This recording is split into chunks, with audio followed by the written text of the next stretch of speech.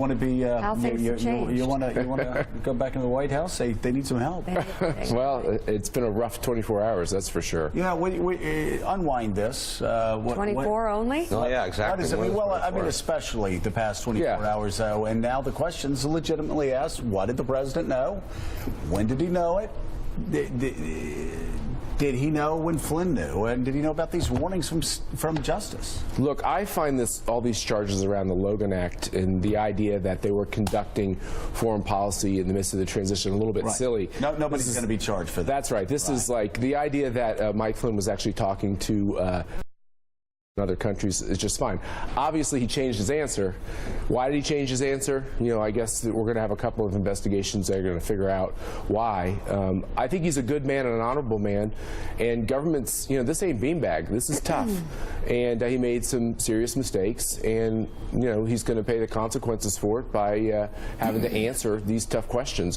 Whether the president was, you know, involved in, you know, his interactions and the level of the extent to which he knew, you know, I personally find it, I think it's a reach to all of a sudden go there immediately. You know, I think that's a mistake. It's actually a reach not to go there at this point. Are you kidding me? I mean, he and Trump were side by side during the entire campaign. Trump cannot say that he doesn't respect Vladimir Putin. He just can't do it. I mean, how? Well, those are. I think well, hold on a second. Let's separate those two separate things. First of all, there will be an investigation, and nobody knows the exact answer. We'll find out the answer, but let's. I've been in those investigations. You have to answer all the tough questions.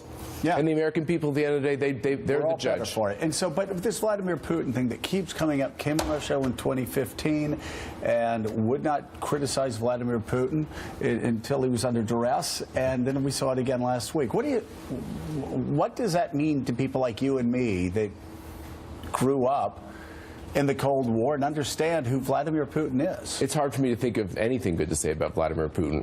So yeah, I think it's a head scratcher for a lot of people. By the same token, a brand new president wants to come in and reset some of these relationships. We certainly gave Hillary Clinton and Barack Obama the ability to want to reset some of these relationships, and I think it actually is a good thing. Look, they had actually a good foreign policy week. They had this great conversation. Right.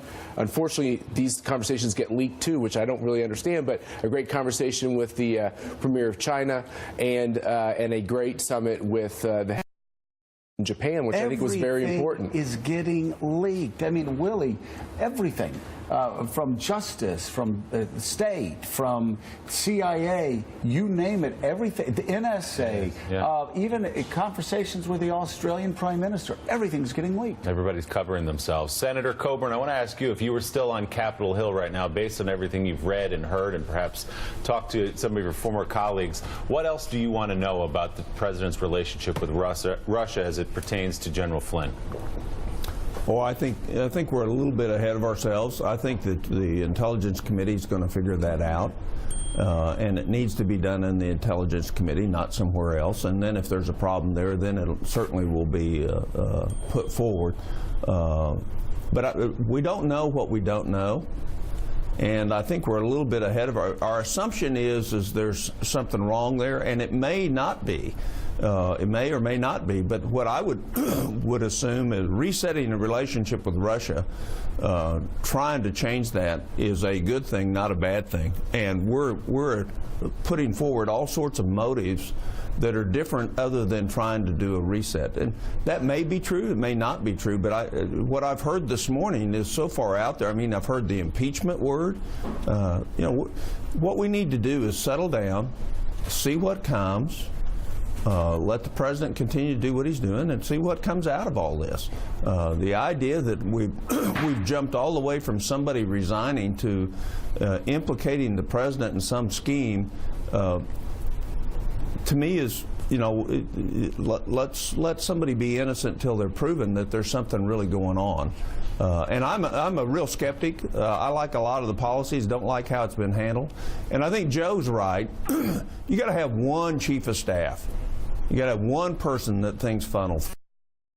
And the communication skills so far of this White House, other than Sean Spicer, I think are terrible.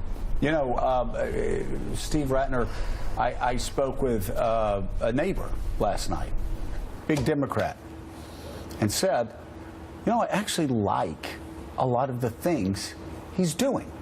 I like that we have a president that is not repelled by foreign leaders, that will actually spend a weekend with a foreign leader. I like him talking to unions.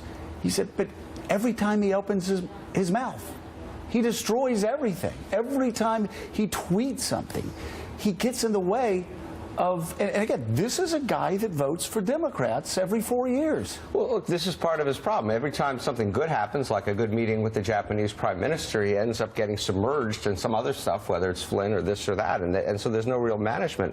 And Matt, what I want to ask you is so Russia's over here, and I agree with Senator Coburn, and it's early, and we don't know, and we should know, and so on.